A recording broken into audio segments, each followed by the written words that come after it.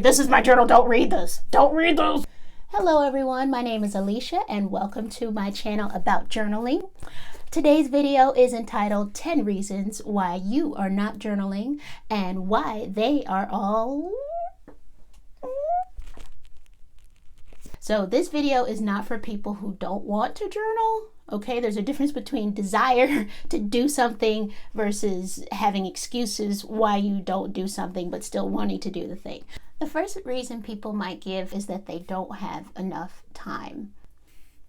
Okay, I mean, we all get the same 24 hours, right? Like, I don't understand. I can say this as a single middle-aged woman with no children.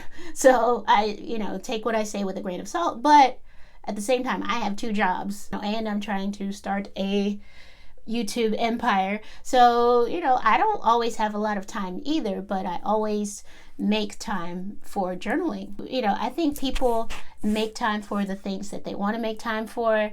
And it doesn't even have to take a lot of time either. You can do 10 minutes, you could do 5 minutes. There are journals that allow you to just write 1 line per day, and you can always just start out small and just go up from there. So just start out with a line or 2 every day and just see what happens, see how you feel, see if you'd like to try different methods.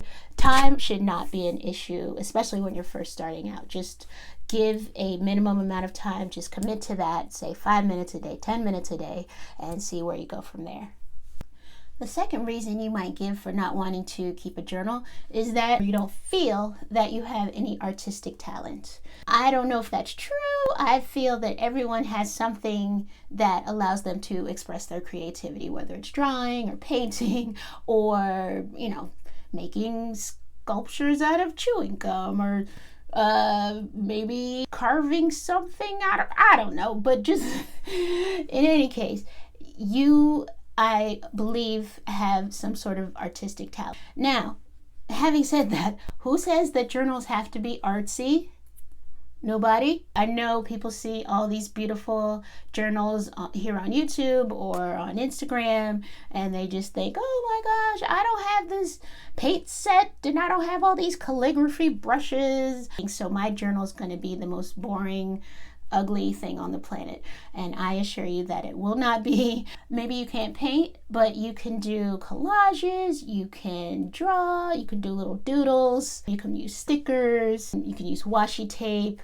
Things that you can paste into the journal, are always a good option if you just want to add some color, and just make it your own and make it unique. So you can do that as well. You don't have to feel like you have to get up at sunrise every morning and draw this beautiful landscape with all this glitter and all this fancy watercolor paint. That if that's not you, that's not you. That's okay. For me, I have my journal, of course. I have Sharpie pens. Number 3 reason why you might be hesitant to start a journal is just so freaking complicated. For the sake of argument, I'll call my style bullet journaling. When I started bullet journaling, I was just overwhelmed. Like I saw all these symbols, and then this page transfers over to this page, and you have a key, and you have an index, and you have all these symbols. Yeah, just symbols. Lots of symbols. So I just kind of abandoned all of that pretty early on. Just make it what you want it to be. Think long and hard about what you need, what purpose you need this book of paper to serve in your life. Think of how you want to feel, maybe. Think of this as like your home, and think of how you want to feel when you walk into your house, and try to make it be that way. Don't try to do a bunch of coaching, manifestation stuff, and don't try to do a bunch of prompts, things like that. Just write or plan your day or whatever you want to do. Just make it straightforward at first. I think what's more important is getting the habit down of actually journaling every day or every week or however often you want to do it. Number 4 reason is you feel that you don't have enough money for fancy supplies. Now, you know, and I know, and I know that you know that I know that all you need is a notebook and a pen. Okay, this one costs $15. All right, maybe, or $17 now. Maybe bad example, but this one is from the dollar store. Okay, so Dollar General. This is a popular store in the United States. I don't know where you are watching me from, but yes. So things cost $1.20. They used to be just $1, but now they're $1.25. I got this notebook. This is 100 sheets. Okay, it's just a regular lined school notebook. But yes, if you just want to start out and not spend a lot of money, absolutely, like this is the perfect way to go. You know, I'm a little picky about my pens. This is a Pilot, so I guess not that picky, that you can find.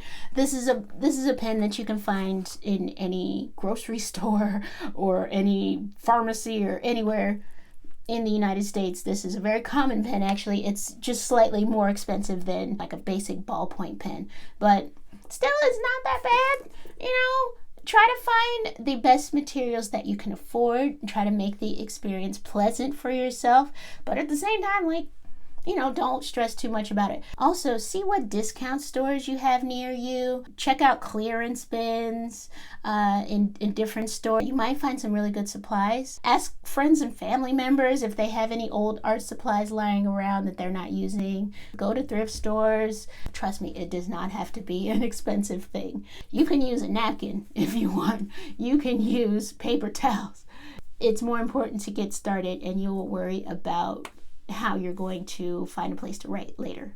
Reason number 5 is you might be worried about people reading your journal. That's a very valid fear. I'm not gonna lie. I've been very lucky. I don't think that anyone's ever read any of my journals, and I currently live with my mother, and I leave my journal lying, because it's my planner too, so I'll leave it lying all over the house. I leave it on the couch all the time. To my knowledge, she's never read it. I don't know. There was one time I think I left it like lying open in the living room or somewhere, and so I don't know if she read it then, but nothing has come of that, so I don't know. It depends on who you live with, of course, but I feel that you might not be giving people enough credit. Maybe I'm an optimistic person. I feel that people generally respect other people's privacy, and it might be good to have a talk with people you live with. I don't know if I'd say, this is my journal, don't read this, but I think it would be good to just have a general discussion about privacy and what you consider to be an invasion of privacy and just boundaries, right? Seeing how the other person feels about going through other people's things. I think that would be a valid discussion to have. Also, if you're really feeling like somebody might try and read your journal, there are lock boxes that are available. You know, it's like a little like a little safe, but they're just little boxes, and you can lock your journal inside there, and then there's a key, or if you're really fancy, I believe there are boxes that connect to your phone, and it's app based, and you can unlock it with your phone, so that's pretty cool. Number 6 is you might not feel that you are a good enough writer to keep a journal. Well, I can understand that. You know, sometimes I read my journal and I'm like, this, you know, don't feel that you have to be this magnificent writer with this beautiful vocabulary. Just write about your day. Just write about what you're afraid of. Use prompts if you need to get your mind flowing. Don't feel that you have to have this beautiful turn of phrase in order to feel worthy of recording your thoughts and worthy of remembering yourself and your soul 10 years from now. Number 7, journaling may cause you to overthink your life. So if you suffer from depression or anxiety, as I have on and off, I have been diagnosed as clinically depressed, it is possible that journaling may cause you to kind of dig up a lot of negative emotions, a lot of negative memories, and it is possible that you might just start to ruminate on those and just keep them going and going and going in your mind, and then it's not going to make you feel better which is the whole point, of course. I don't think that that's a reason to not journal, but you just have to be more strategic about how you journal, and just try to avoid things that are going to make you feel worse. And you don't have to write about things that upset you. Ideally, you would write about things that make you feel hopeful for the future. You don't have to really write at all. You could do art. That way you're still expressing your emotions. You're still putting something down on paper for later, and see how you were able to hopefully make yourself feel better, and hopefully see if there are any external factors that might be aggravating the depression or the anxiety. But I totally understand if it brings up negative feelings for you.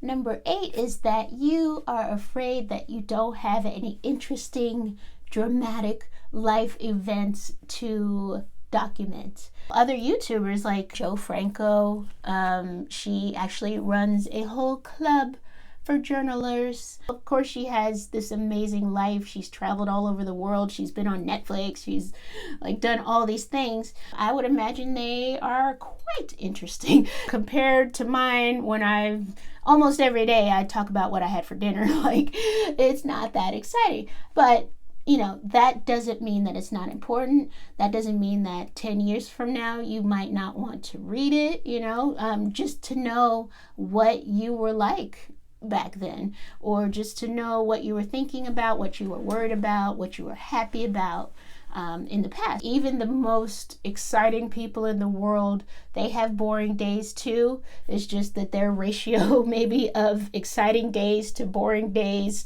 is a little bit higher than the rest of ours, and that's okay. Oftentimes the most simple things in your day, even 2 weeks from now, it may just be so interesting to you that it will all be worth it. It's just a time capsule. It really is. And you should never feel ashamed, or you should never feel as though your journal is going to be boring. You are not going to bore yourself. It's your life. And if you do feel that is boring, then maybe that's a sign that you need to do something different in your life to make your life more exciting, so you'll have more to write. Number 9 is, you might think to yourself, well, no one's going to see my journal, so why should I put all this effort into it?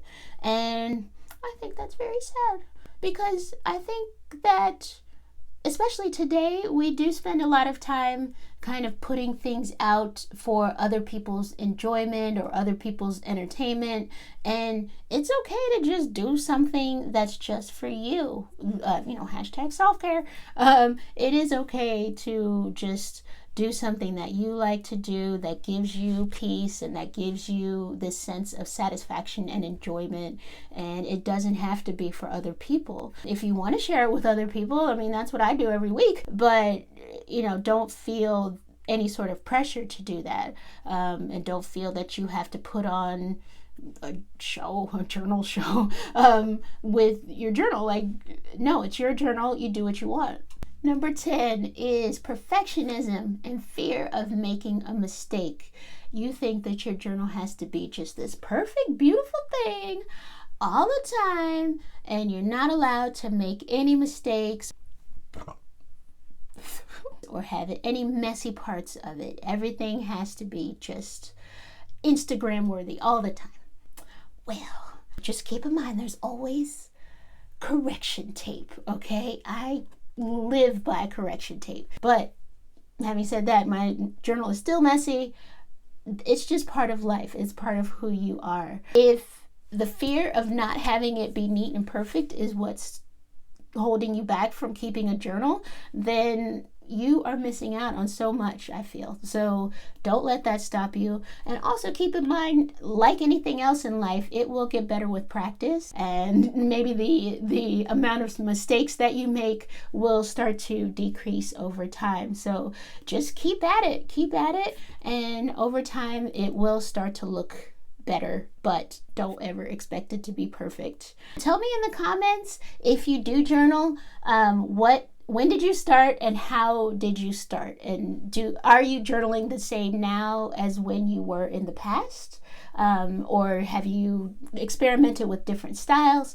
Tell us in the comments. Also, if you don't journal and you don't feel that my reason or my opinions really helped you, please tell me why. Tell me what is stopping you from journaling, if that's something that you do want to do in your soul. I hope to see you again in the next video. I'm going to do my weekly spread the way I normally have been doing for the past few weeks. I'm so glad that people have been enjoying them, and I hope to see you again in the next video.